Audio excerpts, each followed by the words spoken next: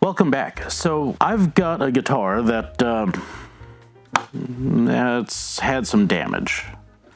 We're going to get this glued back together. There's a few ways to do this, and many that I've seen. There's the easy way, which is you just kind of slather glue everywhere and hope for the best as you work maniacally and maddeningly fast and slopping glue everywhere. There's a second way, which is the wrong way, where you use tight bond in this. Don't ever use tight bond. If you use tight bond, you're gonna have one of those moments where one day in a hot car, this will reappear rather suddenly. And then there's the third way, which is the way I'm going to do it, which oddly enough is the right way.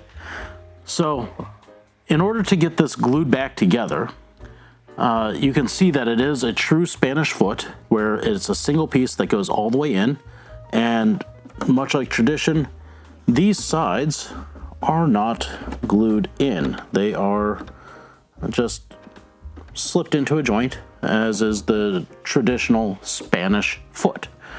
So that gives us a little bit of options here where we can move things around.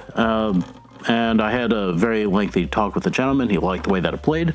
So that means that we're not going to be doing any action revisements, because this is a reasonable way to kill two birds with one stone. Just kind of holding it together with my hands, I can see that this is going to go back into place. Now, if this ever happens to you, and frankly, I hope it doesn't, the best thing you can do is not play with it, because I want that fun. No, but seriously, don't play with it, because when you do that, the more it goes back and forth together, the less likely it is to be a clean break. So the best thing you can do is to not touch it. So I'm prattling on here because I was just given the true playbook to absolute wealth in this business, and truly, if you want to see what that is, I'm gonna create an area inside of the guitar where everything can drip, because this is not going to be a clean job at all. So I'm just gonna take some of this newspaper, stuff it on in, and yikes. Put that into there to hopefully cover any drips that fall into the guitar, so we don't have a big mess. So I've got these MDF cauls that I've glued some cork over and then proceeded to put packing tape over it, because the packing tape doesn't stick to the glue. And I'm going to be using probably just one big clamp, which is going to kind of be scary. We have to prep the sides so that way nothing moves. I've made these spool clamps. You can buy them, I suppose, but this is just some oak with a little bit of tubing over the middle, and some all thread and fitting wing nuts. Glue the cork to this, drill out the holes, and it's pretty self-explanatory. And I suppose I should say, without equivocation, this is not necessarily an at-home project. Take it to your friend's house. I'm going to actually put a clamp here, which I don't know if you can see or not, but this is a line where the crack stops here. So I'm actually going to limit the potential movement of the crack going down by putting just a hair of tension onto the cracks to make sure that they don't continue running, because cypress, unlike me, likes to run. This one actually almost looks like the wood is cracked beyond the crack itself, but I think that's just a grain line. So this one stops right here. And again, I'm just going to hold it in place, and I'm not putting any pressure on the crack itself. So this can and may potentially be done in one gluing session, although the second half is going to be a lot more awkward. This is going to be complex. There's going to be a lot to line up. Last time I checked, you only need really 4 good hands to do this job. best I can manage is an extra finger. I'm going to use my artificial hands. This is in my previous video of 5 essential tools. This thing is so useful that I had neglected to include it because I use it so much and don't think about it. I'm going to gently tape this in place so that way I don't have to worry about it. This takes my number of hands down from 5 down to maybe 3. With that said, we've got the paper inside. We've got the clamps out here. This is going to come together nicely, and at this point in time, I'm going to be going in and just feeling this with my fingers to make sure everything is lined up. I should mention that I'm not going to worry about this section yet because I can get glue into there after this is clamped, but as long as this lower section and this upper section are locked into place, everything else should line up properly. I'm going to check the consistency of the high glue. So in this case, sometimes when you need an extra hand, you just have to use your head. You're going to get all sorts of glue all over the place, and that's perfectly good and okay.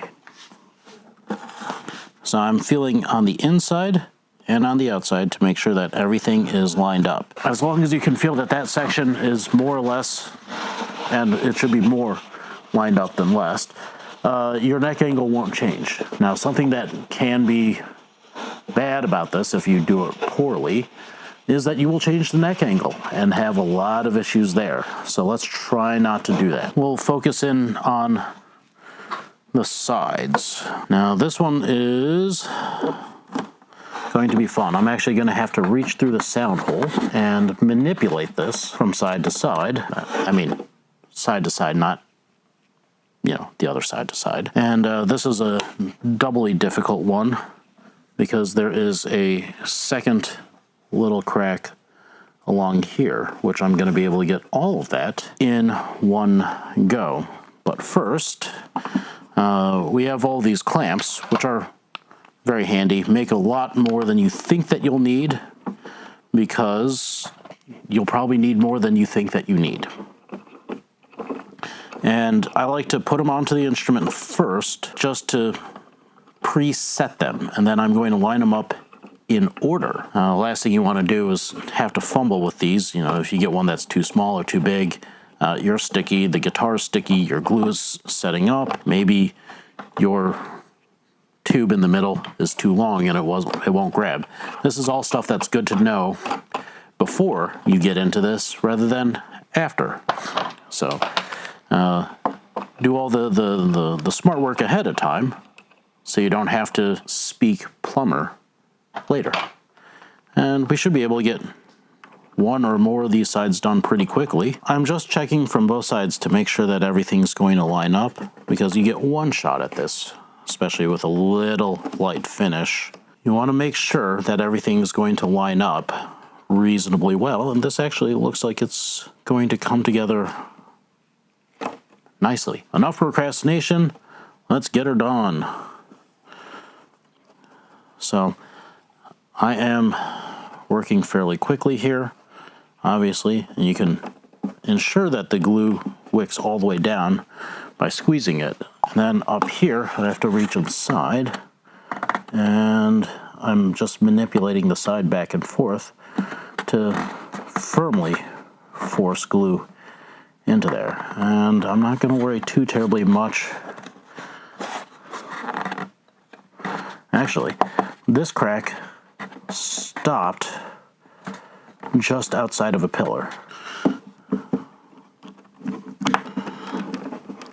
Now, I'm not going to worry about cleaning up too much because I don't have time for it at this point.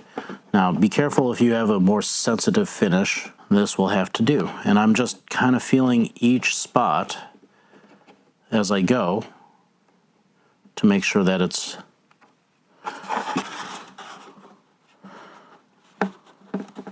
lined up properly. That feels good. Gonna add this one on. And I'm noticing that the glue is starting to